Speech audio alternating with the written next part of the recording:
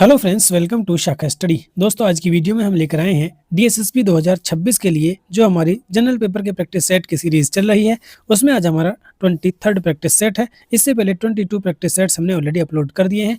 अब जो हमारी प्रैक्टिस सेट की सीरीज चल रही है इसमें हम 50 क्वेश्चंस कर रहे हैं और जो 20 प्रैक्टिस सेट्स हमने स्टार्टिंग के अपलोड किए थे उनमें सिर्फ हमने 25 क्वेश्चंस लिए थे, जिसमें हर सब्जेक्ट के 5 क्वेश्चन थे। लेकिन अब जो ये 21 से 21st से आपके प्रैक्टिस सेट स्टार्ट हुए हैं, इनमें हर सब्जेक्ट के आपको यहाँ पर 10 क्वेश्चंस देखने के लिए मिलते हैं। जो डीएसएसबी का जनरल पेपर होता है उसमें आपको 100 क्वेश्चन देखने के लिए मिलते हैं, जिसमें हर सब्जेक्ट के 20 क्वेश्चंस होते हैं। तो बहुत ही जल्द हम यही पूरा वाला प्रैक्टिस सेट स्टार्ट कर देंगे, जिसमें आपके 20 क्वेश्चंस हर सब्जेक्ट के देखने के लिए मिलेंगे। अभी यहाँ पर 50 क्वेश्चंस हमको करने हैं। तो सबसे पहला सेक्शन होता है हमारा general intelligence and reasoning ability का। इसके हमको यहाँ पर 10 क्वेश्चंस करने हैं। तो चलिए देखते हैं फर्स्ट क्वेश्चन हमारा क्या है। फर्स्ट क्वेश्चन आपके सामने ये रहा। In the given number pairs the second number is obtained by performing सब मैथमेटिकल ऑपरेशन। अच्छा, आपको बताना है कि फर्स्ट और सेकंड में कुछ रिलेशन है, इसी तरह से यहाँ में फर्स्ट सेकंड में रिलेशन है। तो जो रिलेशन इन दोनों में होगा वही रिलेशन हमको देखना है कि इन चार ऑप्शंस में से किस में वो रिलेशन देखने के लिए मिल रहा है। तो चलिए पहले कोशिश करते हैं फाइंड करने की कि इनमें रिलेशन है क्या। तो 176 से 127 और 193 से 144। तो सबसे पहला काम है कि हम इनमें डिफरेंस देख लेते हैं कि डिफरेंस कितना है। तो 136 और 127 में अगर हम यहाँ पर डिफरेंस देखें तो 2 और 5 7, 50 50 से एक कम, यानी कि 49 का डिफरेंस फर्स्ट वाले में है। और इसमें अगर हम देखें तो 44 और 49 को अगर हम जोड़ते हैं तो 4 4 8 9 है। यहाँ पर भी देखिए 49 का ही डिफरेंस आपको देखने के लिए मिल रहा है। अब हमको ऑप्शन में देखना है कि वो कौन सा ऑप्शन है जिसमें आपस में 49 का डिफरेंस यहाँ पर देखने के लिए मिलेगा। पहले में देखिए 82 और 111, तो 8 3 11 यहाँ पर तो नहीं होगा, सीधा सीधा दिख रहा है, ठीक है। और 12 120 से 150 तक जाना है। तो 120 से 150 जाने के लिए हम 39 ऐड करेंगे, तो ये भी आंसर नहीं होगा। 49 हमें ऐड करना है। 83 से हमें पहुंचना है, 83 से 142 पर जाना है। अगर इसमें हम 49 ऐड करते हैं तो 8 5 13, अगर हम 50 ऐड कर देते हैं तो ये आपका 133 बन जाएगा, लेकिन यहाँ पर 142 है, ठीक है। तो ये भी आपका नहीं होगा। एक ही ऑप्शन बचा है, यही आपका सही ऑप्शन हो जाएगा। इसमें देखिए अगर 131 में हम 49 ऐड करते हैं, 49 ऐड करते हैं तो हमारा 180 आ जाएगा। यही आपका सही आंसर हो जाएगा। ऑप्शन 4 जो होगा वो करेक्ट होगा। क्वेश्चन नंबर 2 देखिए। क्वेश्चन नंबर 2 यहाँ पर देखिए आपको एक ट्रिपलेट दिया हुआ है। तो जो पैटर्न इसमें फॉलो हो रहा है वही पैटर्न इसमें फॉलो हो रहा है। तो हमको देखना है कि इन ऑप्शंस में से किस में सेम पैटर्न फॉलो हो रहा है। तो पहले देखते हैं कि इनमें पैटर्न फॉलो क्या हो रहा है। तो ये ट्रिपलेट वाला एक क्वेश्चन मैंने पहले भी आपको करा रखा है, अब ये मुझे याद नहीं है कि वो आपके कौन से प्रैक्टिस सेट में था। तो इसके लिए हम क्या करते हैं कि देखिए 1 2 3 4 इनको मार्क कर लेते हैं, क्योंकि इसमें क्या है कि इन्हीं अल्फ़ाबेट्स को आगे पीछे करके लिखा हुआ है। तो कैसे लिखा है यही बस हमें देखना है। तो पहले 1 2 3 4 हमने ले लिया। अब देखिए एच फर्स्ट पर है तो फर्स्ट ही रहने देंगे, यहाँ पर भी फर्स्ट है तो फर्स्ट पर रहने देंगे। एल हमारा थर्ड पर है, ठीक है, तो 1 के बाद आया 3, ए आपका सेकंड पर है तो 2, और एफ जो है वो आपका 4 पर है, तो आपका ये हो जाएगा 1 3 2 4। तीसरा वाला अगर हम देखते हैं तो एल आपका कौन सा था, मतलब एफ जो था वो आपका 4 था, ए आपका 2 था, और एल जो था वो आपका यहाँ पर थर्ड था। तो हमारा जो बना है 1 2 3 4 से 1 3 2 4 बना, और जो थर्ड वाला है 1 4 2 3 बना है, ठीक है। अब देखते हैं हम कि ऑप्शन में क्या है। यहाँ पर देखिए एफ से स्टार्ट है। देखिए फर्स्ट वाले ने अपनी पोजीशन चेंज नहीं की है, तो फर्स्ट वाले ने अपनी पोजीशन चेंज नहीं करनी थी, इसने चेंज कर दी, तो ये आंसर नहीं होगा। यहाँ पर देखिए फर्स्ट वाले ने अपनी पोजीशन चेंज यहाँ पर नहीं की है, तो ये आंसर हो सकता है। यहाँ पर देखिए फर्स्ट वाले ने अपनी पोजीशन चेंज कर दी, ये भी आंसर नहीं होगा। यहाँ पर भी देखिए फर्स्ट वाले ने अपनी पोजीशन चेंज कर दी, तो ये भी आंसर आपका नहीं होगा। तो देखिए एक ही ऑप्शन बचा है जो आपका आंसर यहाँ पर हो सकता है। आप इसको देख सकते हैं, ठीक है। देखिए CAST देख लीजिए आप इसको, CAST, ठीक है। सी को 1, ए को 2 अगर हम लेते हैं तो देखिए फर्स्ट और 4, सेकंड वाले में क्या है, फर्स्ट और 4 ने अपना स्थान नहीं बदला है, बस बीच वाले दोनों ने अपना बदल दिया है। तो यहाँ पर भी देख लीजिए ए और एस बदल गए हैं। इसी तरह से जो आपका लास्ट वाला है उसमें क्या हुआ है 1 4 2 3, यानी कि पहले सी है, उसके बाद फोर्थ पर आपका टी है, ए और मतलब 2 और 3 ये आपका सही है। तो सेकंड वाला आपका यहाँ पर करेक्ट आंसर हो जाएगा। क्वेश्चन नंबर 3 देखिए। How many such odd numbers, वो ऑड नंबर्स कितने हैं, कितने ऑड नंबर्स ऐसे हैं in the series which are immediately preceded by an even number and immediately followed by an odd number। यानी ये कह रहा है कि ऐसे कितने विषम अंक हैं, ऐसे कितने ऑड नंबर हैं जिनके ठीक पहले एक सम है, जिनके ठीक पहले एक इवन है और उनके ठीक बाद एक विषम है यानी कि ऑड है। यानी कि हमको ये पेयर देखना है इवन ऑड ऑड, ठीक है, इवन ऑड ऑड का हमें पेयर यहाँ पर देखना है। तो चलिए देखते हैं, सबसे पहले हम इवन पकड़ेंगे। इवन आपका 8 है, देखिए 8 के आगे 2 ऑड हैं, बिल्कुल 2 ऑड हैं, हमें यहाँ पर एक मिल चुका है। दूसरा देखते हैं, फिर से हम इवन देखते हैं, एक रहा इवन, इसके बाद फिर इवन है तो नहीं होगा। ये देखिए अब हमको ये मिल गया है 2 1 5, 2 आपका इवन है, 1 और 5 आपके ऑड है, तो ये आपका दूसरा हमें मिल गया है, ठीक है। इसके बाद फिर से हम एक इवन देखेंगे, तो इवन देखिए आपका 8 है, लेकिन इसके बाद फिर इवन है, फिर इवन है, तो 2 के बाद 2 1 5 फिर से हमें मिल गया है, तो तीसरा हमें मिल गया।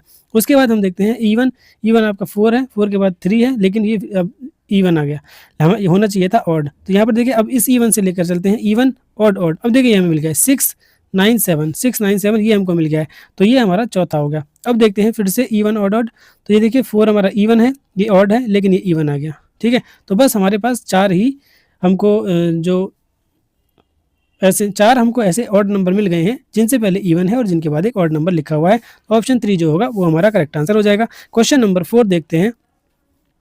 क्वेश्चन नंबर 4 में कहता है कि Animesh drive 7 kilometer south from point A, ठीक है। एनिमेश मान लीजिए किसी पॉइंट ए पर खड़ा हुआ है, वो 7 किलोमीटर साउथ में चलता है, साउथ नीचे होता है, नॉर्थ ऊपर होता है, या मैं आपको कई बार बता चुका हूँ, ठीक है। एनिमेश ए से दक्षिण की ओर 7 किलोमीटर ड्राइव करता है, फिर दाएं मुड़ता है। तो देखिए अगर नीचे जा रहा है तो दाएं इसका इधर होगा और बायां इसका इधर होगा, तो हमें दाएं जाना है, ठीक है। तो दाएं मुड़ने के बाद ये कितना चला, 5 किलोमीटर चला, दाएं मुड़ा और 5 चला, देखिए 7 से थोड़ा सा कम ले लेते हैं 5। उसके बाद फिर से दाएं मुड़ा और 15 चला। अब देखिए ये 7 है और हमें अब ऊपर 15 जाना है, तो हम इससे 8 और ऊपर जाएंगे, ठीक है। 7 तो यहाँ तक हो गया, मतलब कि ये 7 हो गया, अब ये 8 हो गया, टोटल 15 हम पहुँच गए हैं।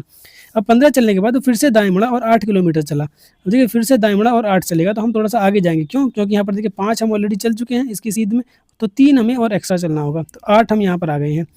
5 ये हो गया, 8 3 ही हो गया, 8 हो गया। उसके बाद ये कहता है कि अंत में दाएं मुड़कर 8 किलोमीटर चलता है और पी स्थान पर रुक जाता है। तो दाएं मुड़ेगा तो अगर अब दाएं इसका नीचे होगा, तो दाएं मुड़ा और 8 किलोमीटर चला।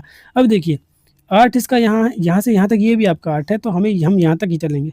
अब जब हम यहाँ तक 8 चल लिए तो अपने स्टार्टिंग पॉइंट के बिल्कुल सीध में आ जाएगा, बिल्कुल स्टार्टिंग पॉइंट के सीध में आ जाएगा। अब इसने पूछा है कि उसे पुनः ए पर पहुँचने के लिए, ये बिंदु पी है, ये पी पर रुक गया, अब इसको पी से ए पर पहुँचने के लिए, पी से इसको ए पर पहुँचना है, किस दिशा में कितने किलोमीटर चलना पड़ेगा, ठीक है। अब देखिए जैसे मैं इसको पूरी लाइन कर देता हूँ, तो ये हमारी 8 है, ठीक है। अब देखिए ये हमारी 5 थी और ये हमारी 5 थी, और ये इसके पैरेलल जब हम यहाँ से यहाँ तक 8 चले थे तो ये आपकी 3 बची थी, तो ये भी आपकी यहाँ पर 3 ही बचेगी, ठीक है। अब पी से ये चलेगा वेस्ट में, तो ये अपने ए पॉइंट पर पहुँच जाएगा, ठीक है, यानी कि पश्चिम दिशा में 3 किलोमीटर चलेगा तो वो ए बिंदु पर पहुँच जाएगा। ऑप्शन ए वाला आपका यहाँ पर सही हो जाएगा, ठीक है। पश्चिम की ओर 3 किलोमीटर ये यहाँ पर चलेगा, ठीक है। क्वेश्चन नंबर 5 देखिए, select the term that complete the series. Question mark की जगह पर बताना है आपको क्या आएगा। तो देखिए ऐसे क्वेश्चन में मैंने आपको सबसे पहले बताया था कि आप सबसे पहले ऑप्शन पर नजर मारिए और देखिए क्या इनमें जो नंबर है वो आपका अलग दिया हुआ है। जी हाँ, देखिए सब में नंबर अलग है, तो हम सिर्फ इस नंबर को यहाँ पर निकाल लेंगे कि नंबर क्या आएगा, आंसर हमारा आ जाएगा। तो देखिए नंबर के किस पैटर्न को फॉलो कर रहा है, 13 से 12, 12 से 11, तो 11 से डेफिनेटली यहाँ पर 10 आएगा, तो ऑप्शन में जो भी आपका 10 है वही करेक्ट आंसर हो जाएगा, JQ10। बाकी आपको कुछ भी निकालने की यहाँ पर जरूरत नहीं है, JQ10 ऑप्शन फर्स्ट ही आपका करेक्ट हो जाएगा। क्वेश्चन नंबर 6 देखिए, what value will come in place of question mark. Question mark की जगह पर क्या आएगा यहाँ पर भी आपको बताना है, ठीक है। तो देखिए इसने क्या पैटर्न यहाँ पर फॉलो किया है, देखते हैं। 3 से आया 7, यानी कि 4 ऐड हुआ, 7 से फिर आया आपका 15। तो देखिए पहले यहाँ पर हम डिफरेंस देख लेते हैं, डिफरेंस से क्या कुछ हो सकता है। 3 और 4 7, 7 से आया 15, यानी कि 7 और 8 15, 15 से फिर आया 31, यानी कि 15 दूनी 30, फिर आया 16। तो देखिए 4 दूनी 8 दूनी 16 दूनी 32 का हम यहाँ पर डिफरेंस ले सकते हैं, ठीक है। 32 का अगर हम डिफरेंस यहाँ पर लेंगे तो 31 और 32 हमारे यहाँ पर क्या आ जाएगा, 63 जो होगा वो करेक्ट आंसर आ जाएगा। और अगर हम 63 से फिर कितना हम डिफरेंस लेंगे, 32 दूनी 64 का हम यहाँ पर डिफरेंस लेंगे, तो देखिए 60 और 60 120 127, यानी कि ये हमारा जो पैटर्न है वो बिल्कुल यहाँ पर सही फॉलो हो रहा है। पहले 4 फिर 8 फिर 16 फिर 32 का डिफरेंस आपको देखने के लिए मिल रहा है। या फिर इसमें देखिए आप एक और भी पैटर्न यहाँ पर फॉलो कर सकते हैं। देखिए वो क्या है, वो ये है कि देखिए पहले वाले नंबर में आप 2 की मल्टीप्लाई कीजिए और 1 माइनस कर दीजिए, ठीक है, यानी कि इंटू 2 -1 करेंगे तब भी आप इस नंबर पर पहुंच जाएंगे। देखिए 3 दूनी 6 -1, नहीं 3 दूनी 6 +1, सॉरी +1 करना है। 3 दूनी 6 +1 7 आ गया। अब देखिए 7 दूनी 14 +1 15, 15 दूनी 30 +1 31, 31 दूनी 62 प्लस 1 तो कितना जाएगा आपका 63 आ गया। और इस वाले मेथड से भी आपका 63 ही आया। अब 63 दूनी होता है आपका 126 प्लस 1 किया तो 127 आ गया। इस तरह से आप इस क्वेश्चन को कर सकते हैं। ठीक है, तो एक क्वेश्चन को करने के कई तरीके हो सकते हैं, इसमें कोई भी प्रॉब्लम नहीं है। यहाँ पर जो आंसर होगा आपका ऑप्शन फर्स्ट जो है वो करेक्ट हो जाएगा। क्वेश्चन नंबर 7 देखते हैं। Question number 7, how many such odd numbers, यहाँ पर भी बताना है कि ऐसे कितने ऑड नंबर हैं। ठीक है, ऐसे कितने ऑड नंबर हैं जिनमें प्रत्येक के ठीक पहले एक विषम है, यानी जिनके पहले एक ऑड है और उनके ठीक बाद एक इवन नंबर है। तो हमें दो ऑड और एक इवन का यहाँ पर कॉम्बिनेशन देखना है। पहले दो ऑड होंगे फिर एक इवन होगा। ठीक है, तो ऑड देखिए, ये इवन है, ये इवन है। पहले एक ऑड देखना है, एक ऑड आया, लेकिन ये तीनों ही ऑड हैं तो इसको हमने हटा दिया। ये भी ऑड है, ये भी।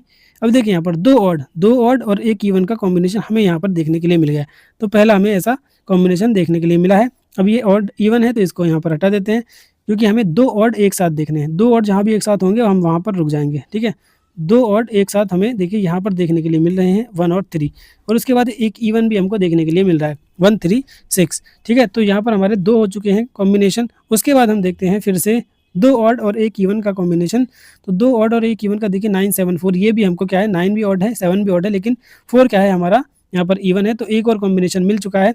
उसके बाद देखते हैं हम फिर से दो ऑड, तो ये इवन है, ये नहीं होगा। दो ऑड, ये तीनों ऑड हो गए, फिर ये ऑड, फिर ये ऑड। अच्छा देखिए 7 9 8, एक और हमें कॉम्बिनेशन ऐसा मिल चुका है, एक और पेयर ऐसा मिल चुका है जिसमें दो ऑड और एक इवन है। तो यहाँ पर भी आपके 4 पेयर ऐसे मिल चुके हैं, मतलब 4 ऑड नंबर ऐसे मिल चुके हैं जिनसे पहले ऑड है और जिनके बाद में एक इवन नंबर है। तो आंसर जो होगा वो फोर्थ वाला ही आपका यहाँ पर करेक्ट हो जाएगा। चलते हैं क्वेश्चन नंबर 8 पर। क्वेश्चन नंबर 8 में यहाँ पर देखिए एक आपको इक्वेशन दी हुई है और इसमें कुछ सिंबल्स दिए हैं। सिंबल्स की जगह पर आपको मतलब जो आपको अल्फ़ाबेट्स की जगह पर सिंबल रखने हैं और इनका आंसर यहाँ पर बताना है। ठीक है, ए को इसने क्या कहा है, ए को इसने कहा है प्लस। ठीक है, तो 12 + 2। सी की जगह इसने बोला है मल्टीप्लिकेशन, बी की जगह इसने बोला है सब्ट्रैक्शन और डी की जगह इसने बोला है डिवीजन। ठीक है, अब इसमें हम बॉड मास का यूज़ करेंगे। तो सबसे पहले हम डिवीजन को सॉल्व करते हैं। तो ये आ जाएगा क्या, 12 + 2 गुणा पे 5 और बी यानी कि माइनस। अब देखिए इस डिवीजन को हम यहाँ पर सॉल्व कर रहे हैं, 3 7 21, आपका 7 यहाँ पर आ जाएगा। अभी आपका 10 है तो 12 + 10 - 7, तो ये कितना आ जाएगा, ये 3 बचेगा और ये 12 3 आपका 15 यहाँ पर करेक्ट आंसर हो जाएगा। ऑप्शन 3 जो होगा वो बिल्कुल सही होगा। क्वेश्चन नंबर 9 देखिए। Question number 9, in a certain code language clean your room. Clean your room को लिखा जाता है ये, द क्लीन स्लेट को लिखा जाता है ये, how will clean be coded. तो क्लीन का कोड यहाँ पर क्या है ये हमको देखना है। ठीक है, अब देखिए इन दोनों सेंटेंस को हम थोड़ा गौर से देखते हैं। क्लीन योर रूम और क्लीन द क्लीन स्लेट, इनमें कोई भी आपस में कॉमन नहीं है क्लीन के अलावा। देखिए यहाँ पर भी क्लीन आया है और यहाँ पर भी क्लीन आया है, इसके अलावा कोई भी जो वर्ड है वो यहाँ पर कॉमन नहीं है। तो जो हमारे कोड में कॉमन होगा वही हमारा क्लीन का कोड हो जाएगा। देखिए यूआई इसमें कॉमन नहीं है, यू भी आपका यहाँ पर कॉमन है, यहाँ भी यू भी है, यहाँ भी यू भी है, इसी तरह यहाँ भी क्लीन है, यहाँ भी क्लीन है। तो क्लीन का जो कोड हो जाएगा वो हमारा सीधा सीधा यू भी हो जाएगा क्लीन का। ठीक है, तो यू भी सेकेंड वाला जो होगा वो आपका करेक्ट आंसर होगा। क्वेश्चन नंबर 10 देखिए। क्वेश्चन नंबर 10 में भी आपको ये कुछ सिंबल्स दिए हैं, इनका मीनिंग दे रखा है क्या है। तो 56 डॉलर का मीनिंग क्या है यहाँ पर, तो 56 डॉलर का मतलब है डिवीज़न। ठीक है, डॉलर का मतलब है डिवीज़न। @ का मतलब है प्लस, एंड का मतलब है मल्टीप्लिकेशन और हैशटैग का मतलब है सब्ट्रैक्शन। तो यहाँ पर देखिए फिर से बॉड मास का यूज़ करते हैं। तो देखिए सबसे पहले ये सॉल्व होगा, तो 7 8 56, 8 आ जाएगा। 8 + 8 × 2 8 × 2 -9। ठीक है, तो फिर मल्टीप्लिकेशन सॉल्व होगा, 8 + 16 - 9 आ जाएगा आपका यहाँ पर। तो यहाँ पर भी आपका 15 ही करेक्ट आंसर हो जाएगा। ऑप्शन ए जो होगा वो बिल्कुल सही होगा। चलते हैं अपने नेक्स्ट सेक्शन पर। मैथमेटिक्स के रीजनिंग के 10 क्वेश्चन हमारे यहाँ पर कंप्लीट हो चुके हैं। अब चलते हैं जनरल अवेयरनेस वाले सेक्शन पर, इसके भी हमको यहाँ पर 10 क्वेश्चंस करने हैं। देखते हैं फर्स्ट क्वेश्चन क्या है। फर्स्ट क्वेश्चन आपके सामने ये रहा, when is the active role of the government more important. सरकार की सक्रिय भूमिका कब अधिक महत्वपूर्ण होती है। During hyper inflation, when the stock market falls, during a global recession या फिर during crisis in other countries. तो देखिए किसी देश की जो गवर्नमेंट है उसकी सबसे ज़्यादा एक्टिव रोल कब इम्पोर्टेंट होता है, तो वो होता है जब विश्वव्यापी मंदी होती है, जब मतलब ड्यूरिंग ए ग्लोबल रिसेशन। तो ग्लोबल रिसेशन के दौरान जो है क्यों ज़रूरी होता है, क्योंकि मंदी के दौरान क्या होता है कि जो प्राइवेट स्पेंडिंग होती है और इन्वेस्टमेंट होता है वो कम हो जाता है कहीं ना कहीं। तो गवर्नमेंट को क्या स्टेप लेना चाहिए कि जो अपनी फिजिकल पॉलिसीज़ हैं उनको स्टेबलाइज करने के लिए इकोनॉमी और इकोनॉमी को स्टेबलाइज करने के लिए जॉब्स देनी चाहिए, और जो उसकी डिमांड है उसको भी क्या है बूस्ट करना चाहिए। ठीक है, तो सबसे ज़्यादा एक्टिव पार्टिसिपेशन कब होना चाहिए गवर्नमेंट का? विश्वव्यापी मंदी के दौरान। ऑप्शन 3 जो होगा वो आपका यहाँ पर करेक्ट आंसर हो जाएगा। चलते हैं क्वेश्चन नंबर 2 पर। क्वेश्चन नंबर 2 जो है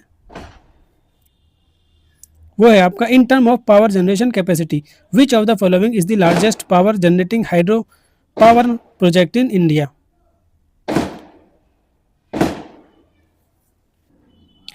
विद्युत उत्पादन क्षमता के अनुसार निम्नलिखित में से कौन सी भारत में सर्वाधिक विद्युत उत्पादन करने वाली जल विद्युत परियोजना है?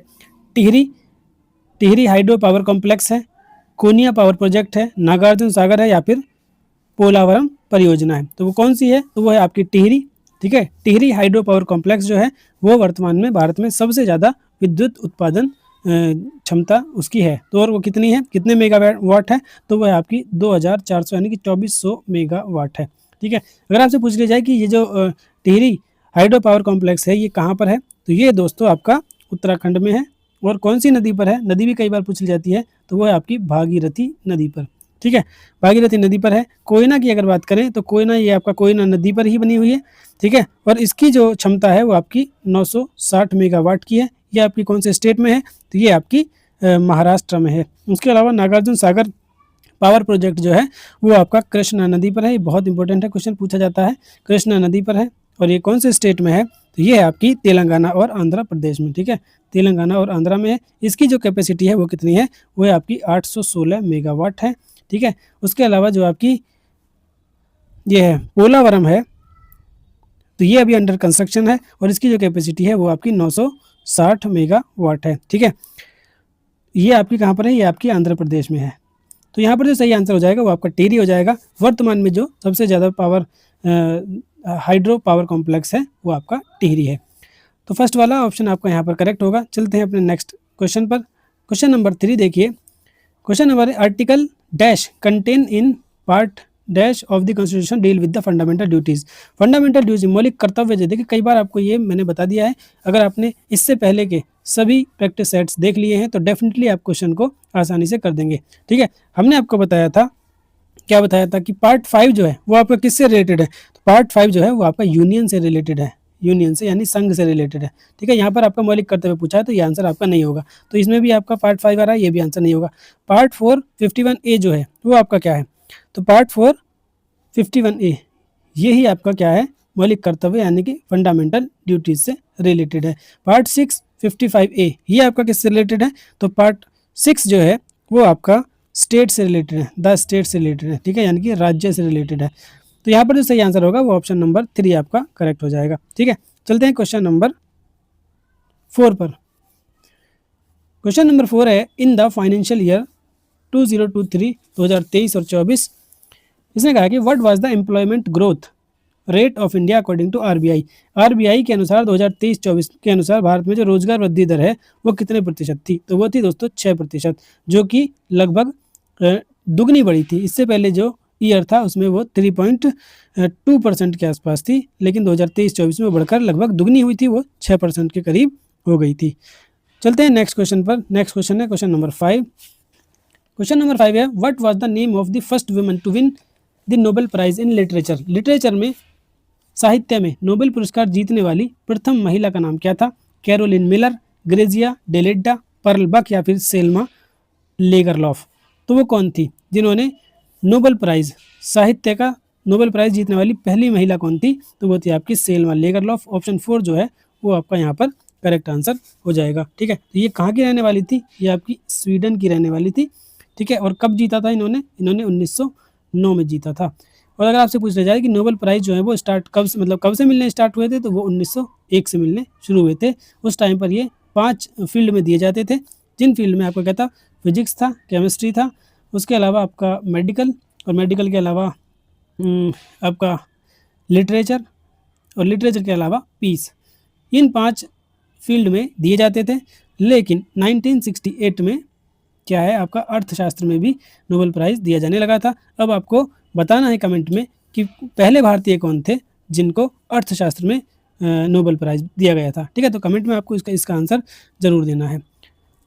तो यहाँ पर जो इसका आंसर होगा वो आपका 4 हो जाएगा। लिटरेचर में पहली महिला कौन थी जिसने नोबेल प्राइज़ जीता? सेल मल्लिका थी, स्वीडन की रहने वाली थी। 1909 में इनको ये प्राइज़ दिया गया था। चलते हैं क्वेश्चन नंबर 6 पर। क्वेश्चन नंबर 6 है आपका, the Rashtrakuta ruled a vast empire that extended from Ganges and Yamuna river Doab in the north to the southernmost tip of India dash. अच्छा, राष्ट्रकूटों ने एक विशाल साम्राज्य पर शासन किया जो उत्तर में गंगा और यमुना नदी के दोआब से लेकर दक्षिण के सुदूर दक्षिणी सिरे कहाँ तक फैला हुआ था? रामेश्वरम, कन्याकुमारी, ईगालापेंटा या फिर अरमाकोंडा। तो ये फैला हुआ था आपका दोस्तों रामेश्वरम तक। ऑप्शन 1 जो है वो आपका यहाँ पर करेक्ट हो जाएगा। ठीक है, जो आपका राष्ट्रकूट वंश था उसकी स्थापना किसने की थी? तो उसकी स्थापना की थी आपकी दांती दुर्ग ने। ठीक है, तो ये आपको याद रखना है, ये कई बार क्वेश्चन पूछा गया। इसके अलावा राष्ट्रकूटों के ही एक शासक हुए, उनका नाम था कृष्ण प्रथम के नाम से इन्होंने शासन किया। और जो एलोरा की, ये बहुत इंपॉर्टेंट क्वेश्चन है, एलोरा की गुफाएं कहाँ हैं? आपकी महाराष्ट्र में है। जो एलोरा का कैलाश मंदिर जो है वो कृष्ण प्रथम ने ही बनवाया था। ये बहुत इंपॉर्टेंट क्वेश्चन है, कई बार पूछा गया है। तो 2 क्वेश्चन यहाँ पर हमारे होते हैं। क्या है? पहला तो है कि राष्ट्रकूट जो वंश था उसकी स्थापना किसने की? दांती दुर्ग ने की। दूसरा ये है कि जो कैलाश मंदिर है वो कहाँ पर है? वो आपका महाराष्ट्र में है। ठीक है, और एलोरा की जो गुफाएं हैं वो भी आपकी महाराष्ट्र में है। कैलाश मंदिर जो है वो किसने बनवाया था? तो वो कृष्ण प्रथम ने बनवाया था, जो कि एक राष्ट्रकूट राजा थे। ठीक है, तो यहाँ पर जो इसका आंसर होगा क्वेश्चन के अकॉर्डिंग फर्स्ट जो आंसर है फर्स्ट ऑप्शन वो करेक्ट हो जाएगा। चलते हैं क्वेश्चन नंबर 7 पर। क्वेश्चन नंबर 7 आपका ये रहा, the old stone age culturally signifies the. पुरा पाषाण युग सांस्कृतिक रूप से डैश का प्रतीक है? ताम्र पाषाण काल का, नव पाषाण काल का, पुरा पाषाण का या मध्य पाषाण का? तो यहाँ पर जो सही आंसर होगा वो हो जाएगा आपका पेलियोलिथिक पीरियड का। ऑप्शन 3 जो है वो आपका करेक्ट आंसर हो जाएगा। चलते हैं क्वेश्चन नंबर 8 पर। क्वेश्चन नंबर 8 देखिए, who among the following players has announced retirement from international hockey after Paris Olympic 2024? निम्नलिखित खिलाड़ियों में से किसने पेरिस ओलंपिक 2024 के बाद अंतर्राष्ट्रीय हॉकी से संन्यास की घोषणा की थी? मनदीप सिंह, PR श्रीजेश, मनप्रीत सिंह या फिर हरमनप्रीत सिंह? तो किसने की थी संन्यास की घोषणा? तो वो थे आपके PR श्रीजेश। ये आपके हॉकी के एक बड़े ही बेहतरीन खिलाड़ी थे और पेरिस ओलंपिक में इन्होंने खेला जिस टाइम जो भारत की हॉकी टीम थी उसने ब्रॉन्ज मेडल जीता था। ठीक है, और ये कहाँ पर खेलते थे, यानी कि इनका काम क्या था? तो ये एक गोलकीपर के रूप में खेलते थे, PR श्रीजेश। ठीक है, अगर आपसे पूछा जाए कि वर्तमान में जो भारत की हॉकी टीम है उसके कप्तान कौन है, तो उसके कप्तान है आपके हरमनप्रीत सिंह। ठीक है, और जब भारत ने 2024 में पेरिस ओलंपिक में ब्रॉन्ज मेडल जीता था तब भी कैप्टन यही थे, यानी कि इनकी कप्तानी में ही भारत को ब्रॉन्ज मेडल मिला था। ठीक है, तो ये भी आप यहाँ पर याद रखेंगे। चलते हैं क्वेश्चन नंबर 9 पर। क्वेश्चन नंबर 9 है आपका, carbohydrates are used by our body mainly for which of the following purpose? Carbohydrate का उपयोग हमारे शरीर द्वारा मुख्यतः निम्नलिखित में से किस उद्देश्य के लिए किया जाता है? बिल्डिंग मसल्स, मांसपेशियों को बनाने के लिए, स्टोरिंग विटामिन्स का संचय करने के लिए, प्रोवाइडिंग एनर्जी ऊर्जा प्रदान करने के लिए, या फिर रेगुलेटिंग बॉडी टेम्परेचर शरीर के तापमान को नियंत्रित करने के लिए? तो कार्बोहाइड्रेट जो है वो क्या करते हैं? वो हमारे शरीर को एनर्जी देते हैं, ऊर्जा प्रदान करते हैं। तो ऑप्शन 3 जो है वो आपका यहाँ पर करेक्ट आंसर हो जाएगा। ठीक है, जो कार्ब्स होते हैं यानी कार्बोहाइड्रेट्स जो होते हैं इनको फास्टेस्ट सोर्स ऑफ एनर्जी भी माना जाता है। ठीक है, तो ऑप्शन 3 ही यहाँ पर आपका करेक्ट हो जाएगा। क्वेश्चन नंबर 10 देखिए, Garo hills are located in which of the following state in India? Garo hills, देखिए अगर आपने सारे प्रैक्टिस सेट देख लिए होते ये क्वेश्चन आप देखते ही आंसर इसका कर चुके होते। ठीक है, तो इसका आंसर सही क्या है? मेघालय का पठार हमने आपको बताया था। ठीक है, जो आपकी 7 सिस्टर्स में इधर यहाँ पर जो पहाड़ियाँ हैं, कौन कौन सी पहाड़ियाँ हैं आपकी? गारो, खासी और जयंतिया। ठीक है, हमने बताया था कि जो खासी वाली पहाड़ी है उसकी जो शेप है वो कीप नुमा है, इसलिए यहाँ पर जो वेट क्लाउड्स हैं वो रुक जाते हैं और यहाँ पर सबसे ज़्यादा बारिश जो है वो देखने के लिए मिलती है। चेरापूंजी और मोसिन राम जैसे जो एरियाज़ हैं जो वर्ल्ड में सबसे ज़्यादा जहाँ पर वर्षा होती है वो भी आपके यहाँ पर ही पाए जाते हैं। ठीक है, तो ये जो अलग हुआ था आपका ये मालदा गैप की वजह से अलग हुआ था, ये भी हमने आपको उस पिछले प्रैक्टिस सेट में बताया था। तो यहाँ पर जो आंसर होगा वो आपका क्या हो जाएगा?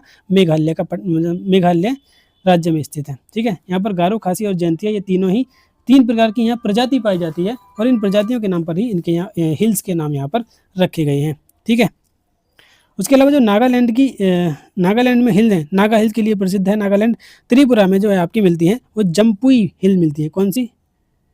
जम्पुई हिल्स। और मणिपुर जो है मणिपुरी हिल्स के लिए यहाँ पर पहचाना जाता है और मेघालय में आपकी गारो खासी और जयंतियाँ पाई जाती हैं। तो इस तरह से आपके जीएस के भी 10 क्वेश्चन यहाँ पर कंप्लीट होते हैं। अब चलते हैं अपने नेक्स्ट सेक्शन पर, जो है हमारा मैथमेटिकल एंड न्यूमेरिकल एबिलिटी। तो इसके भी हमको यहाँ पर 10 क्वेश्चंस करने हैं। तो चलिए देखते हैं। फर्स्ट क्वेश्चन आपके सामने ये रहा। A shopkeeper sells a book at a loss of 6%. If selling price had increased by 420, there would have been a profit of 18%.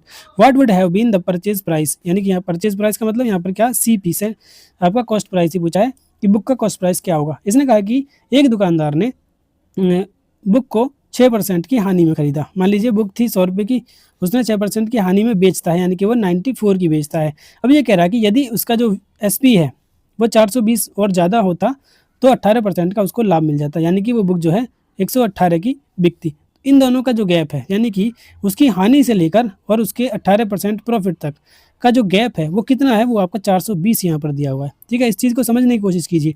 उसकी हानि से लेकर, हानि कितनी थी, 6% थी, 6% हानि की भरपाई करते हुए 18% का उसको प्रॉफिट होगा। कब, जब वो अगर उस पुस्तक को 420 रुपये ज़्यादा में बेचेगा। ठीक है, तो देखिए 94 से लेकर अगर हम 118 तक जाएंगे तो 18 और मतलब यहाँ पर ये कितने का गैप है, ये हमारा 8 से 24 का गैप है। ठीक है, यानी कि जो 420 वैल्यू है ये हमारी 24% की वैल्यू यहाँ पर दी हुई है।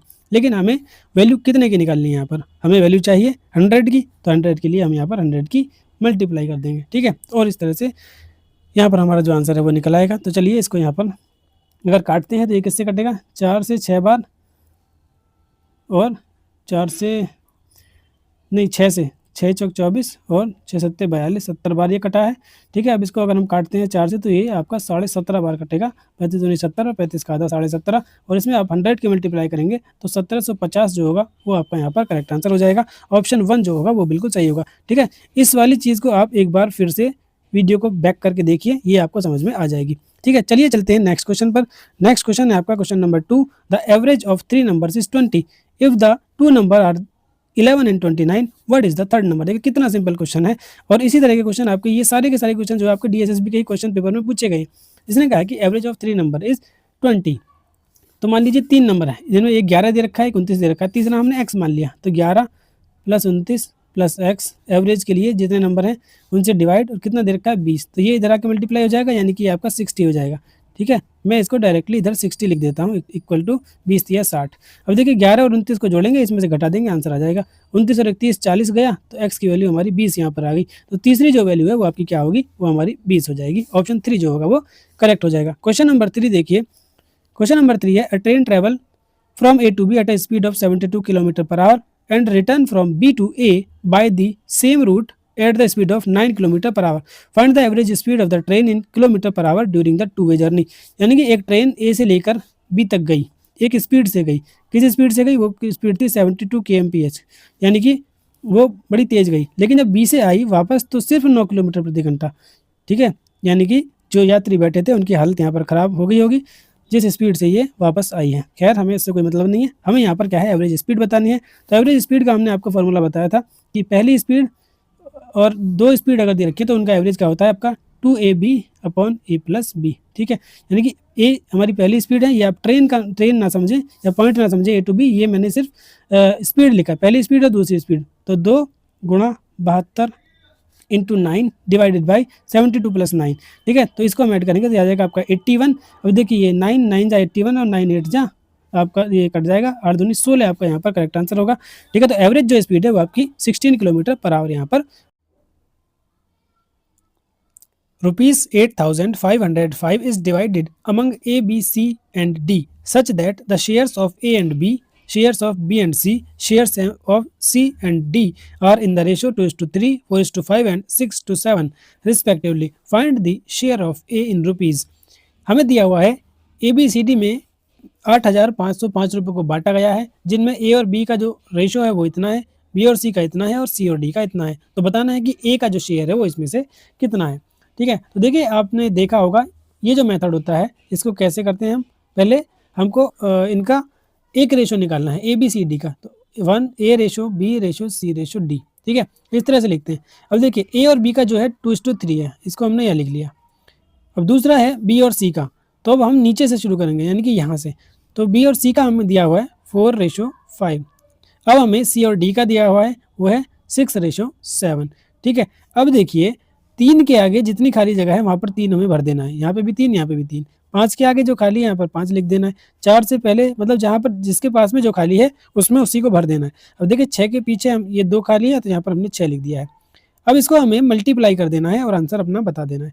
ठीक है, तो देखिए इनकी इसकी मल्टीप्लाई करनी है, इसकी मल्टीप्लाई करनी है, इनकी तीनों की और इनकी तीनों की मल्टीप्लाई करनी है और बाद में जो कटेगा उसको काट लेते हैं। तो देखिए हम ऐसा करते हैं कि हम बाद में ना काट कर जो कटेगा उसको पहले ही काट लेते हैं, क्योंकि काटना तो फिर भी है, वो जो मतलब कॉमन जो उनमें होगा वो तो सब में से कट ही जाएगा। तो देखिए यहाँ पर क्या दिख रहा है हमें, 3 इसमें भी है, 3 इसमें भी है, 3 इसमें भी है और देखिए इसमें 6 है, तो ये भी आपका 2 टाइम्स कट जाएगा यहाँ पर। ठीक है, अब देखिए ये कट भी गया और हमारी जो मल्टीप्लिकेशन है वो भी यहाँ पर ईजी हो जाएगा।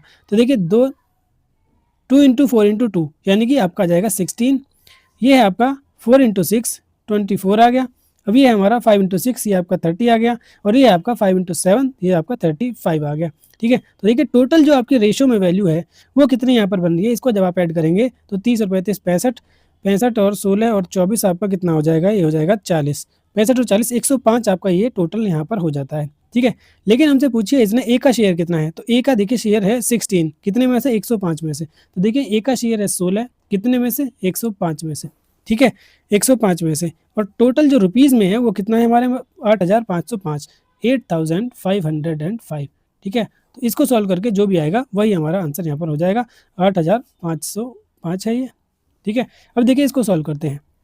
सॉल्व करने देखिए ये 105 है, इसको इससे काटते हैं तो 10 अट्ठे 80 और 5 अट्ठे 40, तो ये आपका 840 आएगा। 8 बार कटेगा और 840 आया, यहाँ पर 850 है तो 10 बचेगा, 10 बचा और 5 105। अब ये एक बार कट जाएगा तो आपका 81 आया। तो अब हमारे पास क्या बचा है, 16 इंटू 81, बस मल्टीप्लाई कर देंगे आंसर हमारा आ जाएगा। तो देखिए अगर यूनिट डिजिट से देखें तो 6 इंटू 1 6 आएगा। अब देखिए जिसमें 6 नहीं है वो तो आंसर होंगे ही नहीं होंगे, इन दोनों में से कोई सा एक आंसर होगा। तो फटाफट से कर लेते हैं, 16 कम 16 और 16 अट्ठे 128, 128 में एक ऐड करेंगे 129, तो 1296 जो होगा वो आपका ए का शेयर हो जाएगा। ऑप्शन नंबर 2 जो होगा वो आपका करेक्ट आंसर होगा। चलते हैं क्वेश्चन नंबर 5 पर। क्वेश्चन नंबर 5 आपका ट्रेन वाला क्वेश्चन है। Train A leaves station M at 7:15 AM। Train A जो है वो स्टेशन एम को 7:15 पर सुबह छोड़ देती है, मतलब निकल जाती है और एन पर 3:15 पर पहुंचती है। यानी कि ट्रेन ए जो है एम, पहले देखिए क्या है कि एक पॉइंट एम है, एक पॉइंट आपका एन है। ठीक है, ट्रेन ए जो है वो 7:15 पर निकलती है और यहाँ कितने बजे पहुँच जाती है, 3:15 पे पहुँच जाती है। तो इसने कितना टाइम लिया, देखिए 7 5 12 और 3, तो 5 3 8 घंटे इसने यहाँ पर लिए। कितने, 8 घंटे इसने यहाँ पर लिए। दूसरी क्या है, ट्रेन बी जो है वो 9:15 पे यहाँ से निकलती है एन से। ठीक है, कितने बजे निकलती है, ये आपकी 9:15 पे निकलती है, यानी कि 9:15 बजे निकलती है और एम पर 4:15 पर पहुँचती है। एम पर कब पहुँची है, 4:15। तो इसने कितना टाइम लिया, तो देखिए 9 और 3 12 और 3 और 4 7, तो इसने लिए आपके 7 घंटे। ठीक है, ट्रेन ए जो है वो 8 घंटे ले रही है, ट्रेन बी जो है वो आपके 7 घंटे लेती है। ठीक है, और इसमें डिफरेंस क्या है, डिफरेंस ये है कि ट्रेन ए जो है वो आपकी 7:15 पे चली थी, ट्रेन बी जो है वो आपकी 9 घंटे पर चली थी। अब ये पूछ रहा है कि if two train travel on the parallel track, अगर दोनों ट्रेन जो है वो पैरेलल ट्रैक पर चली, यानी एक इधर ये मतलब पैरेलल ट्रैक है, ये इधर आ रही है और ये इधर आ रही है, तो बताइए कि दोनों ट्रेन जो है ए और बी आपस में कब मिलेगी। तो ये आपको बताना है। तो सीधा सीधा क्या है, देखिए ट्रेन ए जो थी वो 7:15 बजे चली थी, ट्रेन बी जो थी वो 9:15 बजे चली थी, यानी कि 9:15 बजे तक ट्रेन ए ने कुछ दूरी तय कर ली होगी। मान लीजिए यहाँ पर ट्रेन ए 9:15 बजे थी। ठीक है, अब ये 9:15 बजे इस टाइम चली, तो यहाँ पर बीच में कहीं ये दोनों ट्रेन आपस में मिल जाएंगी। तो वही हमें बताना है कि किस टाइम पर वो दोनों ट्रेन आपस में मिलेंगी। ठीक है, तो चलिए देखते हैं हमारे पास क्या है मेथड। मेथड देखिए ये कहता है कि जो ट्रेन है हमारी, मैंने मान लिया ये देखिए ट्रेन ए और ट्रेन बी, हमें क्या दिया हुआ है, हमें टाइम दिया हुआ है कि वो कितने टाइम में पहुँच रही है। जो ट्रेन ए है, टाइम का जो रेशो है, ट्रेन ए आपकी 8 घंटे लेती है, ट्रेन बी आपकी 7 घंटे लेती है। अब जानते हैं कि टाइम और स्पीड का जो रेशो होता है वो रिवर्स होता है अपने आप में। तो स्पीड का अगर मैं रेशो लूँगा तो स्पीड इसकी 7 होगी और इसकी 8 होगी। ठीक है, अब इसकी जो स्पीड है वो ए की 7 होगी और जो बी है उसकी स्पीड 8 होगी, तभी तो ये आपकी कम टाइम ले रही है और ये ज़्यादा टाइम ले रही है। तो अब यहाँ पर देखते हैं कि टोटल डिस्टेंस क्या है। तो हम रेशो के अकॉर्डिंग ही यहाँ पर ऐसी डिस्टेंस मान लेते हैं जो दोनों रेशो को काट दे। तो 7 8 56, यानी इन दोनों का एलसीएम हमने ले लिया और हमने मान लिया कि जो टोटल डिस्टेंस थी वो आपकी 56 किलोमीटर थी। ठीक है, अब देखिए क्या हुआ, ट्रेन ए जो थी वो 7 की स्पीड से चल रही है, ट्रेन बी जो है वो आपकी 8 की स्पीड से चल रही है। ट्रेन ए आपकी 7:15 बजे चली थी और 2 घंटे में फिर वो कितना चल जाएगी, यानी कि 7 गुणा 2 14 किलोमीटर मान लीजिए वो चल जाएगी। ठीक है, और जब ये 14 किलोमीटर ट्रेन ए चल चुकी तब ट्रेन बी जो है वो चलना स्टार्ट होगी, क्योंकि वो 7:15 बजे चली और ट्रेन बी 9:15 बजे चली। तो इसलिए हम जो टोटल डिस्टेंस है उसमें से हम 14 पहले ही माइनस कर देंगे। ठीक है, तो ये बचेगा हमारा कितना, 42। अब 42 किलोमीटर की डिस्टेंस बची है। मान लीजिए ट्रेन ए आपकी यहाँ थी और ट्रेन बी यहाँ थी, अब ये इधर चली और ये इधर चली। ट्रेन ए की जो स्पीड है वो 7 है, ट्रेन बी की जो स्पीड है वो 8 है, यानी कि जो ट्रेन बी है वो उसकी स्पीड ज़्यादा है। अब देखिए, क्योंकि दोनों ट्रेन अपोजिट डायरेक्शन में चल रही हैं तो हम क्या करते हैं, अपोजिट डायरेक्शन में चलने के लिए दोनों की जो स्पीड है उसको ऐड कर देते हैं। ठीक है, हमारे पास टोटल डिस्टेंस कितना बचा हुआ है, 42 किलोमीटर जो हमने मतलब माना था। तो 42 किलोमीटर डिस्टेंस बचा है और जो स्पीड होगी वो हमारी कितनी होगी, स्पीड जो हो जाएगी वो इन दोनों का सम हो जाएगी। क्यों हो जाएगी, क्योंकि दोनों जो ट्रेन है वो अपोजिट डायरेक्शन में चल रही हैं। और देखिए इसने कहा है कि मिलेंगी कब, मिलने का मतलब क्या है कि वो उस पूरी डिस्टेंस को कवर कर लेंगी, ये इधर से आएगी और ये इधर से आएगी, तो जिस पॉइंट पर ये दोनों मिलेंगी उस पॉइंट पर ये पूरी की पूरी डिस्टेंस जो है वो कवर हो जाएगी। तो 42 किलोमीटर का जो डिस्टेंस है वो बचा हुआ है और कितनी स्पीड से चलेंगी, 7 इसकी 8 इसकी 15 की स्पीड से चलेगी। तो ये जो आ जाएगा आपका 15 दूनी 30, 30 और ये बचा 120, 15 अट्ठे 120, 2.8 आवर्स के बाद जो है ये आपस में मिल जाएगी। ठीक है, तो 0.8 का मतलब क्या होता है, 6 48, यानी 2 घंटे और 48 मिनट। 2 घंटे 48 मिनट के बाद ये दोनों आपस में मिल जाएंगी, यानी कि 9:15 से 2 घंटे 48 मिनट के बाद। तो 9:15 से 9:15 में हम 2 घंटे 48 मिनट ऐड करते हैं, 9:15 में तो 9 और 2 11। ठीक है, तो आपके कितने हुए, 11 15, 11 15 में 48 अगर हम जोड़ते हैं तो 45 और 15 होता है 60, और इसमें 3 और ऐड करेंगे तो ये आपका 1 घंटा और 3 मिनट एक्स्ट्रा हो जाएगा। कहने का मतलब ये है कि 9 और 2 11 और 1 12, 12 बज के और 3 मिनट पर ये दोनों आपस में मिल जाएंगी। 12 बज के 3 मिनट, ऑप्शन ए जो है वो आपका बिल्कुल सही यहाँ पर हो जाएगा। ठीक है, एक अगर समझ में नहीं आया है तो एक बार फिर से क्वेश्चन मतलब वीडियो को बैक करके आप देख सकते हैं। ठीक है, अब हम चलते हैं अपने नेक्स्ट क्वेश्चन पर, क्वेश्चन नंबर 6। क्वेश्चन नंबर 6 आपके सामने ये रहा, इसको सॉल्व करना है। देखिए बहुत ही सिंपल है, क्या है, 2 की पावर 4 इंटू 3 की पावर 3 इंटू 4 की पावर 4 डिवाइडेड बाई 2 की पावर 3 इंटू 3 की पावर 3 इंटू 4 का स्क्वायर। ठीक है, तो देखिए सेम पावर वाले आपस में कट जाएंगे, 3 की पावर 3 यानी एक बार डिवाइड हो जाएगा, कहने का मतलब यही है। अब देखिए ये 2 की पावर 3 है, ये 2 की पावर 4 है, तो ये 2 की पावर 3 यहाँ से कट जाएगी, ये खाली 2 बचेगा यहाँ पर। देखिए 4 की पावर 2 है, यहाँ 4 की पावर 4 है, तो यहाँ 4 की पावर 2 बच जाएगा। तो 2 इंटू 4 का स्क्वायर बचेगा, 4 तो 16 दूनी 32, 32 जो होगा वो आपका करेक्ट आंसर होगा। क्वेश्चन नंबर 7 पर आइए। क्वेश्चन नंबर 7 आपके सामने ये रहा, if the interest on a principal of रुपये y at 5% annual interest rate compounded annually in 2 years is 656, then the total amount payable at the end of 2 years will be। यदि रुपये y के मूलधन पर 5% वार्षिक ब्याज की दर से 2 वर्षों में वार्षिक रूप से संयोजित ब्याज 656 रुपये है, तो 2 वर्षों के अंत में कुल देय राशि कितनी होगी, यानी कि यहाँ पर अमाउंट पूछा है ना कि प्रिंसिपल। तो पहले तो हम क्या करेंगे, पहले हम प्रिंसिपल निकालेंगे और फिर उस प्रिंसिपल में इस ब्याज को, इस इंटरेस्ट को ऐड कर देंगे, तो हमारा जो आंसर है वो यहाँ पर आ जाएगा। ठीक है, तो देखिए कंपाउंडेड एनुअली, कंपाउंड इंटरेस्ट की यहाँ पर बात हो रही है, चक्रवृद्धि ब्याज का ये क्वेश्चन है। तो कैसे करेंगे, सबसे पहले देखिए हम जानते हैं कि चक्रवृद्धि ब्याज निकालने का जो फॉर्मूला होता है हमारे पास वो क्या होता है, A is equal to P into 1 plus R upon 100 to the power N, N या टी जो भी आप लगाएं वो होता है।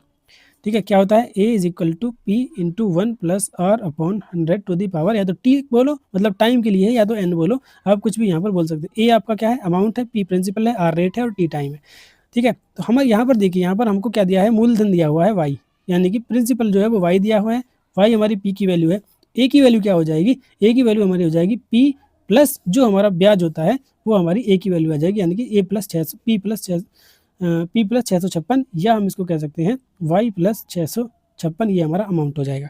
ठीक है, तो इन्हीं को लेकर हम इस क्वेश्चन को सॉल्व करेंगे और फिर अपना यहाँ पर आंसर फाइंड करेंगे। तो चलिए देखते हैं फटाफट से, इस फॉर्मूले को हम यहाँ पर यूज़ करते हैं, A is equal to P into 1 plus R upon 100 to the power N.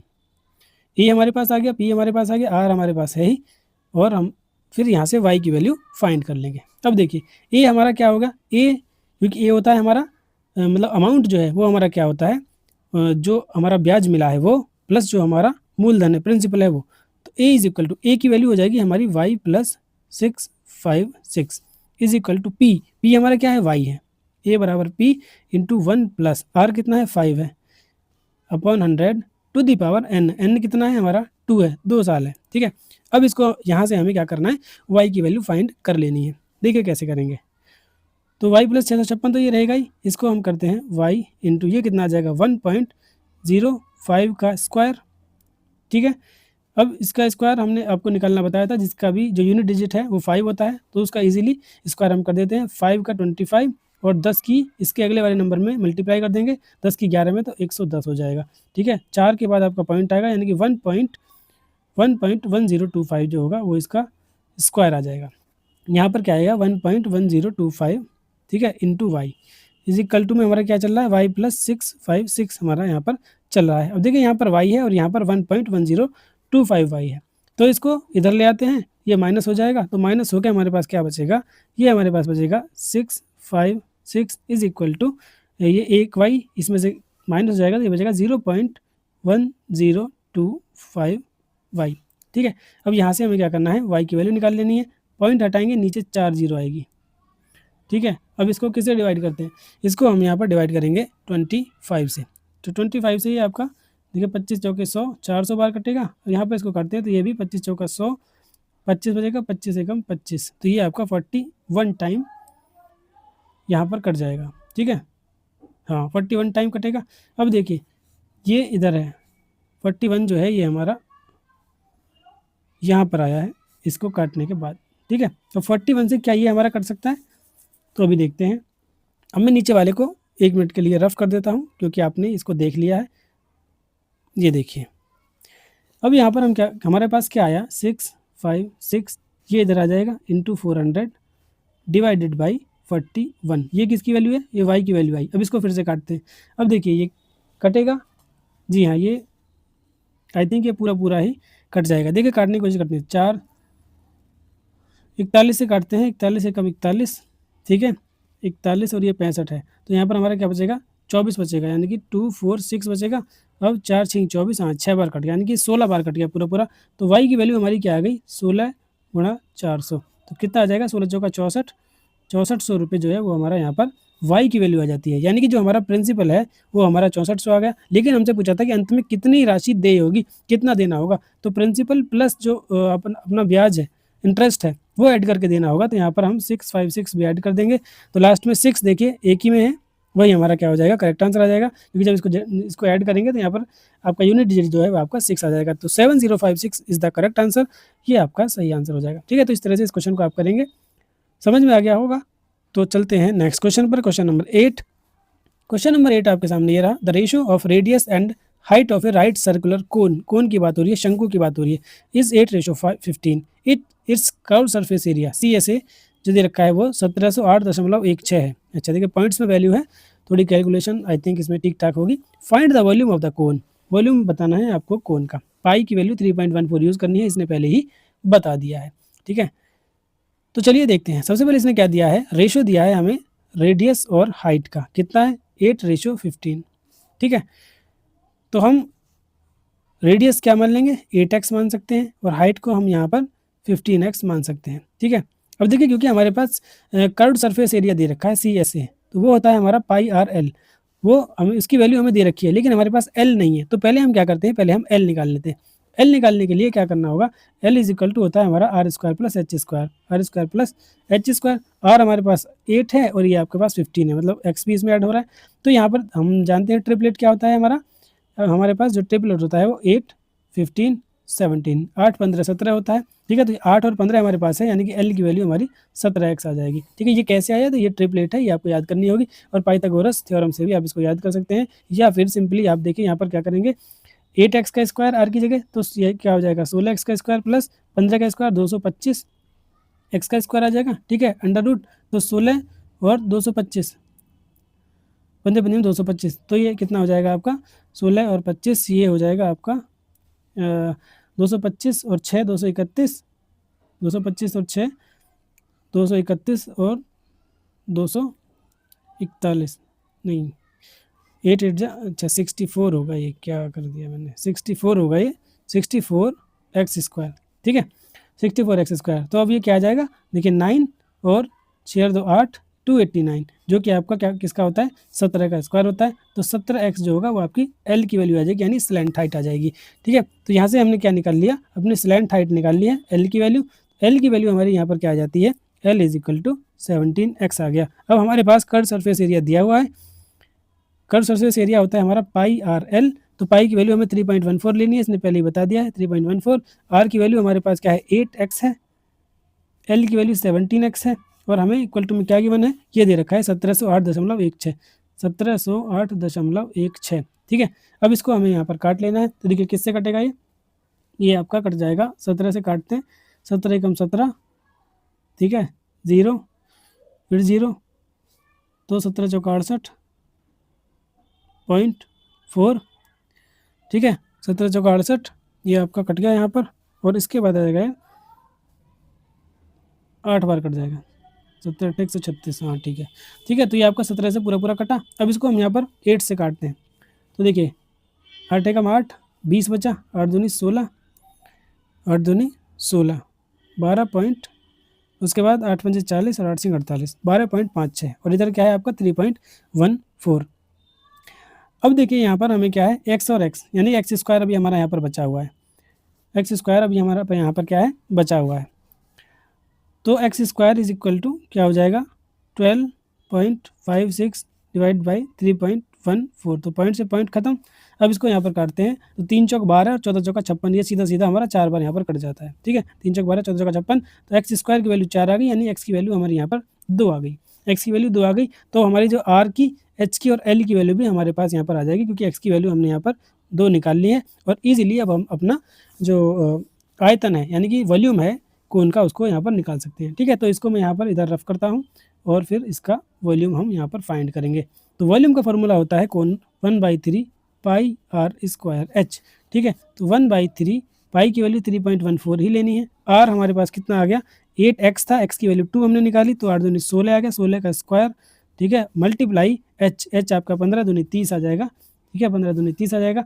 अब इसकी जब हम यहाँ पर मल्टीप्लाई करेंगे तो ये देखिए ये आपका 10 बार कटा, 16 16 256 मल्टीप्लाई बाई 31.4, इस 10 की हमने इसे मल्टीप्लाई कर दी। तो देखिए इसकी यहाँ पर क्या आंसर आएगा, इसको अब हम फाइंड कर लेंगे। तो जब आप इसकी यहाँ पर मल्टीप्लाई करेंगे तो मल्टीप्लाई आ जाएगी आपकी 8038.4। ठीक है, ये इसका क्या है वॉल्यूम आ जाएगा। आप मल्टीप्लाई करके देख सकते हैं, मैंने इसकी मल्टीप्लाई क्योंकि कर ली है, तो इसलिए मैं इसका डायरेक्टली आंसर यहाँ पर लिख देता हूँ। ऑप्शन नंबर 3 जो है वो करेक्ट आंसर आ जाएगा। अच्छा क्वेश्चन था, ऐसे क्वेश्चन आपका टाइम लेते हैं, अगर आपके पास टाइम बहुत कम है तो ऐसे क्वेश्चन को आप स्किप कर सकते हैं। क्वेश्चन नंबर 9 देखिए यहाँ पर क्या है, इसने कहा है कि 3.1। देखिए रेशियो का मतलब हम डिवाइड लिख सकते हैं। अब इसका मतलब इसको हम इक्वल में लेते हैं, और फिर x डिवाइडेड बाई 49.6। ईजिली आप इसकी यहाँ पर क्रॉस मल्टीप्लाई करेंगे और आंसर निकाल देंगे। तो 3.1 इंटू 49.6 = एक्स स्क्वायर।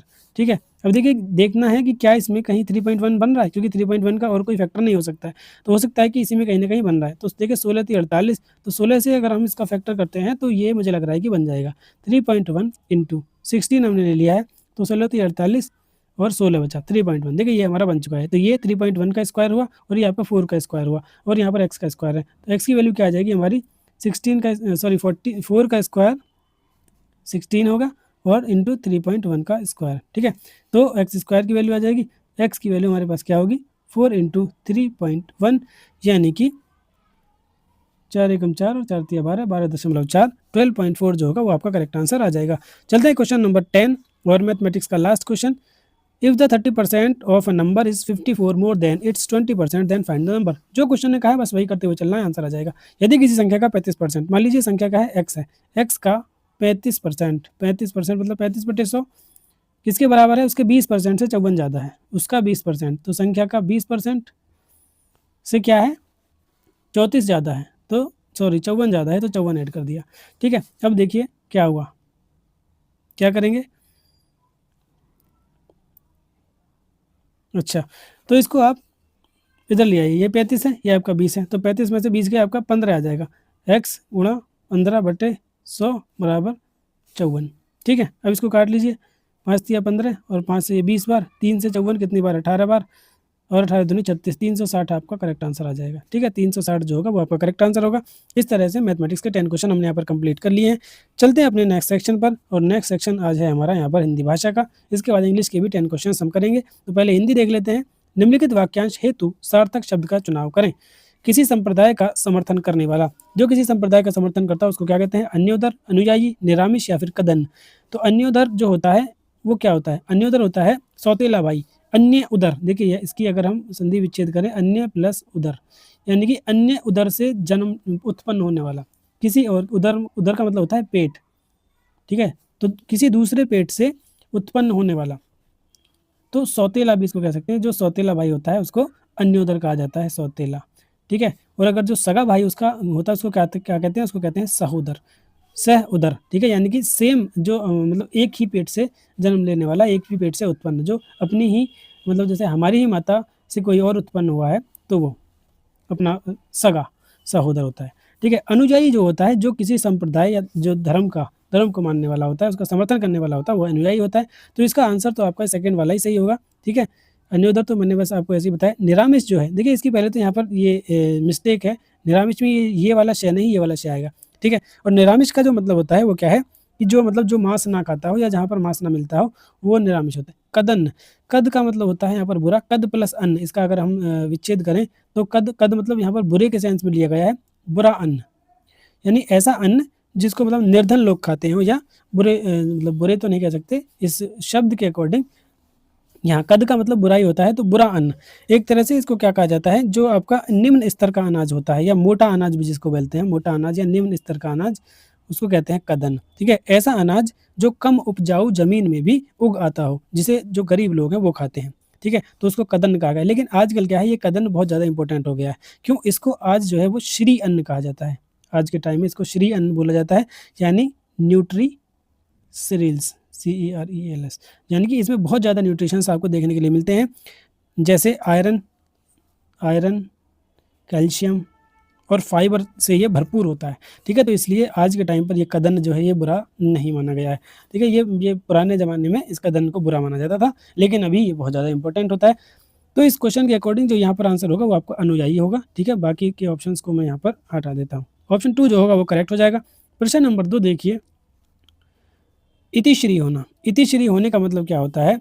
किसी चीज़ का अंत हो जाना। तो ऑप्शन पहला ही आपका यहाँ पर सही हो जाएगा।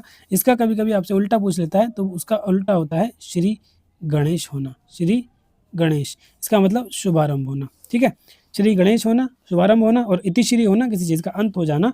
तो ये दोनों चीज़ें आप याद रखेंगे। इसका आंसर जो होगा वो फर्स्ट वाला होगा। चलते हैं क्वेश्चन नंबर 2 पर। निम्नलिखित वाक्य की पूर्ति उचित कारक शब्द से करनी है। महात्मा जी डैश अपनी इंद्रियों को वश में कर लिया है। महात्मा जी से अपनी इंद्रियों को, महात्मा जी पर, महात्मा जी के, या महात्मा जी ने। तो महात्मा जी ने अपनी इंद्रियों को वश में कर लिया है। इसका जो ऑप्शन 4 हो जाएगा वो बिल्कुल यहाँ पर सही आंसर होगा। ठीक है, उसके बाद चलते हैं प्रश्न नंबर 4 पर। प्रश्न नंबर 4 आपके सामने ये रहा। निम्नलिखित वाक्य खंड सही क्रम में लिखिए। एक नया मोड़ आता है प्रवेश के साथ ही प्रेमचंद के साहित्य जगत में, हिंदी उपन्यास में। तो हमें बताना है कि एक सार्थक क्रम में लिखने के बाद क्या सही बात हमको देखने के लिए मिलती है। तो देखिए, शुरू करते हैं प्रेमचंद से। प्रेमचंद के साहित्य जगत में, हिंदी उपन्यास में, तो ये तो कोई बात हमारी नहीं बन पा रही है। तो यहाँ पर एक बात तो पक्की हो गई कि ये सी से शुरू होगा, तो जो सी से नहीं है उनको हम हटा देते हैं। अब सी के बाद बी आएगा या डी आएगा, ये बी या डी ही आ सकता है, यही हमारा यहाँ पर दिया हुआ है, क्योंकि और कोई ऑप्शन ही नहीं है। तो हमने डी लगाकर देख लिया, तो डी तो आपको नहीं आ रहा, तो सी के बाद जो बी वाला है वही आपका सही आंसर हो जाएगा। अब यहाँ पर इसको पढ़ के देख लेते हैं कि प्रेमचंद के साहित्य जगत में प्रवेश के साथ ही हिंदी उपन्यास में एक नया मोड़ आता है। ठीक है, तो सी बी डी ए आपका एकदम सही जो खंड है, सही क्रम जो है वो यहाँ पर हो जाएगा। ऑप्शन नंबर 3 आपको देखने के लिए मिलेगा। चलते हैं प्रश्न नंबर 5 पर। जल ही जीवन है वाक्य में प्रयुक्त शब्द जल का पर्यायवाची नहीं है, नहीं पूछा है। वारी बिल्कुल होता है, तोय होता है, अंबु होता है, ये सारे के सारे क्या हैं? जल के पर्यायवाची हैं। लेकिन दधी जो है वो जल का पर्यायवाची नहीं है। दधी जो है वो आपका दही का पर्यायवाची है। ठीक है, दही का पर्यायवाची है। चलते हैं अगले प्रश्न पर। प्रश्न नंबर 6, निम्नलिखित वाक्य की पूर्ति उचित कारक से करनी है। वर्षा जी का उनकी संतान से प्रति प्रेम, के प्रति प्रेम, में प्रति प्रेम, या ने प्रति प्रेम। तो वर्षा जी का उनकी संतान के प्रति प्रेम स्पष्ट दिखता है। ऑप्शन 2 आपका सही हो जाएगा। प्रश्न नंबर 7 देखिए। निम्नलिखित वाक्य को क्रम में लिखना है। हरा कर अपना देशों की टीमों को डंका बजा दिया ऑस्ट्रेलिया ने सब। ठीक है, तो देखिए एक चीज़ तो यहाँ पर हमें साफ साफ दिख रही है कि शुरुआत कहाँ से होगी, ऑस्ट्रेलिया से होगी। ऑस्ट्रेलिया ने सब, अब देखिए 4 से शुरू होगा तो 4 से एक ही मात्र ऑप्शन शुरू हो रहा है, यही सही हो जाएगा। 4 के बाद 2 है, 4 के बाद 2 है, ऑस्ट्रेलिया ने सब देशों की टीमों को, उसके बाद पहला है हरा कर अपना डंका बजा दिया। तो 4 2 1 3 जो होगा वो सही हो जाएगा। चलते हैं अगले प्रश्न पर। प्रश्न नंबर 8, पृथ्वी और आकाश के बीच का जो भाग होता है उसे क्या कहते हैं? एक शब्द क्या है उसके लिए? क्षितिज है, अंतरिक्ष है, पाताल है या फिर नभचर है? तो उसको कहते हैं अंतरिक्ष। क्षितिज किसे कहते हैं? जहाँ पर देखने में ऐसा लगता है कि जो आकाश और धरती है वो आपस में मिल रही है, उस जगह को क्षितिज कहा जाता है।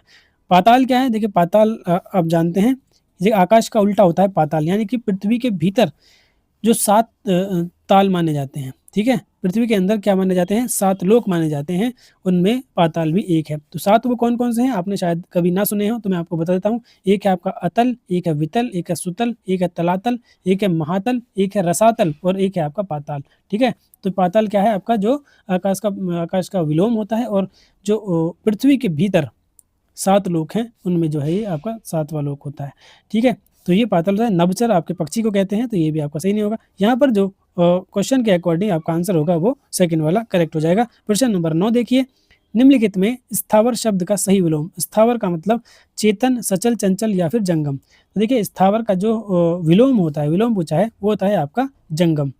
स्थावर का मतलब होता है जो चीज़ स्थिर रहती है, हिलती डुलती नहीं है। ठीक है, और जंगम का मतलब होता है जो चीज़ चलती फिरती हो, जिसमें मूवमेंट हो।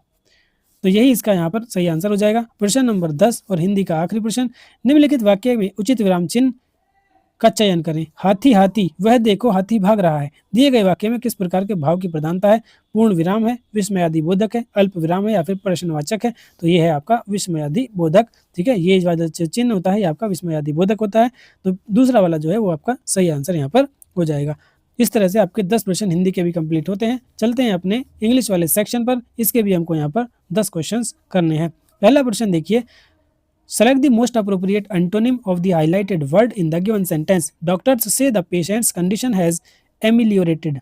ठीक है, तो ये बहुत ही अच्छा वर्ड है और ये कई बार पूछा गया। एमिलियोरेटेड का मतलब क्या होता है कि किसी की जो प्रेजेंट हालत थी, मतलब जो पहले जो हालत थी उसमें थोड़ा सा जो सुधार होता है, हालत में सुधार होने को एमिलियोरेटेड कहते हैं। तो हालत में सुधार का उल्टा पूछा है, तो सुधार में उल्टा क्या हो जाएगा आपका? मॉडरेट हो जाएगा? नहीं, मॉडरेट तो मतलब एक तरह से बैलेंसिंग कंडीशन होती है, एक्सपेंड भी नहीं होगा। फेल्टर्ड, देखिए फेल्टर्ड का मीनिंग क्या होता है? एक कमज़ोर पड़ जाना या थोड़ा डगमगा जाना।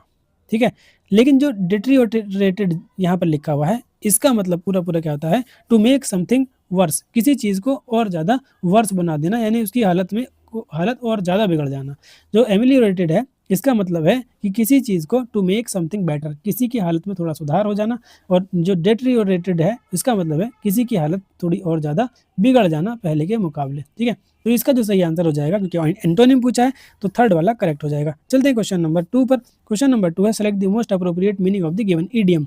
Break a leg, break a leg यानी कि टांग तोड़ना। पढ़ने से आपको ऐसा ही लग रहा है टांग तोड़ना, तो टांग तोड़ने का मतलब यहाँ पर पूछा है कि क्या है, लेकिन इनके जो लिटिल मीनिंग है वो नहीं होते हैं, ये हमने आपको पहले ही बताया। इसका मीनिंग क्या है? गेट वेल सून है, बी केयरफुल है, गुड लक है या फिर वर्क हार्ड है। तो देखिए ब्रेक अ लेग जो है उसको यूज़ करते हैं गुड लक की जगह पर। ठीक है, इसका टांग तोड़ने से कोई लेना देना नहीं है, बल्कि बेस्ट विशेज़ के लिए इसका हम यूज़ यहाँ पर करते हैं। ठीक है, तो ये अच्छा क्वेश्चन है और ये कई बार पूछ लेता है, क्योंकि देखने में आपको एक ऑप्शन ऐसा जरूर दे दिया जाएगा जो इससे रिलेटेड होगा कि भाई किसी को इंजरी करना, किसी को नुकसान पहुंचाना, और हम बहुत जल्दी से उसी को क्या करते हैं यहाँ पर टिक कर देते हैं। लेकिन इसका जो सही आंसर है वो है गुड लक।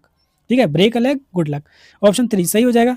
क्वेश्चन नंबर 3 देखिए, select the most appropriate option to fill in the blank. यहाँ पर आपको क्या है? आर्टिकल का यूज़ करना है, और जहाँ पर नहीं आएगा वहाँ पर उसको नो आर्टिकल रिक्वायर्ड कर देना है। She devoted her life to dash study of dash nature. ठीक है, तो उसने अपनी लाइफ जो है डिवोट कर दी स्टडी के लिए, नेचर की स्टडी के लिए। तो she devoted her life to the study. ठीक है, द स्टडी किसके लिए? स्टडी, क्योंकि वो स्टडी कर रही है, तो यहाँ स्टडी स्पेसिफिक है लेकिन नेचर स्पेसिफिक नहीं है, नेचर तो अपना है ही है। तो यहाँ पर नेचर के साथ में कोई भी आर्टिकल हमें लगाने की ज़रूरत नहीं होती है। ठीक है, तो यहाँ पर आपका क्या आ जाएगा? द आ जाएगा, लेकिन सेकंड वाले में कोई भी आर्टिकल हम यूज़ नहीं करेंगे। तो यहाँ पर जो आंसर होगा वो आपका थर्ड वाला करेक्ट हो जाएगा। चलते हैं क्वेश्चन नंबर 4 पर। क्वेश्चन नंबर 4 देखिए, select the incorrectly spelt word. Incorrectly spelt word यहाँ पर कौन सा है? पोजेशन है, फॉरेन है, स्केर्सी है या फिर गोज है? गोज है।